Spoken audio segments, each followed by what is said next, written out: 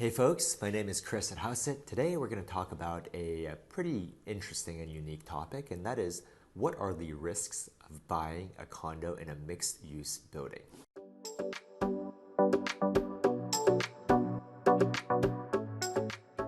Well, this is quite a delicate topic. Let's first begin by discussing what a mixed use building actually is. When we say mixed use, we mean a building that has residential areas, so for example, condominium units, as well as commercial areas such as a retail storefront on the first floor, which is one of the most common cases. Maybe there's like a bodega or Potbellies or something like that on the first floor. And oftentimes, especially if the building is a bit newer, that commercial unit will be separately owned, and sometimes separately owned by the original developer of the building. Oftentimes it's very lucrative for the sponsor developer to retain that commercial unit and just collect the cash flow from the very stable rents that typically come through from the commercial tenants. So especially in this case where the original developer retains the commercial unit, you really have to read your condo docs carefully, read the original offering plan, because these guys are smart. They're usually going to write the offering plan in a way that might favor them more so than the residential owners. And this is why it's so important. You buy in a building that has something down there. Obviously it's quite rare for the condominium association to actually own that commercial unit. It's extremely rare to see that. So first of all, check that, because if they do own it, it's actually a coup. Sometimes you might see that in some older co-op buildings. They might actually get income from rent from commercial units that the building owns, and that's actually fantastic. That's quite an asset to have. But generally, I'd say that's quite rare. So check to see the offering docs to see who actually owns that commercial unit, assuming that it's the developer or some other entity. See what sort of rights and they have, how much power they have in terms of voting on the board, what they're responsible for in terms of payments, contributions to common charges and such.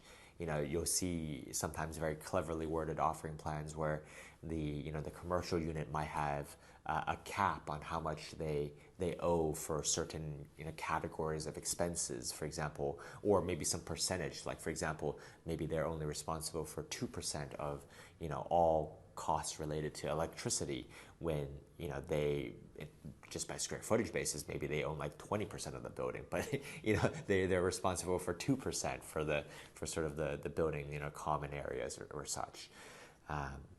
They might have a cap on how much they're responsible if the building decides to levy a special assessment for facade work. Maybe they're responsible for only $10,000 maximum per year or something like that. So these docs will vary by building, and sometimes it's quite innocuous, like it's actually quite fair. But it's definitely important when you see something like that to check for potential conflicts of interest, or situations where it might be unfair to the residential owners versus the commercial owner. They might have some structural advantage to really insulate or subsidize their costs or their share of the common area, sort of utilities or whatnot. So super important to find out. It may not really matter if the price is right. So it really depends, but it's something to keep an eye out for. If you have any questions, drop us a comment below. Shoot us an email, team@houseit.com, HAUSEIT.com. And of course, if you're looking to sell or buy, we can help you. We cover, first of all, we offer our agent-assisted FSBO service, where we can help you save 6%, all 6% in broker commissions. And if you want something more hands-on, we have a 1% for full service listing option.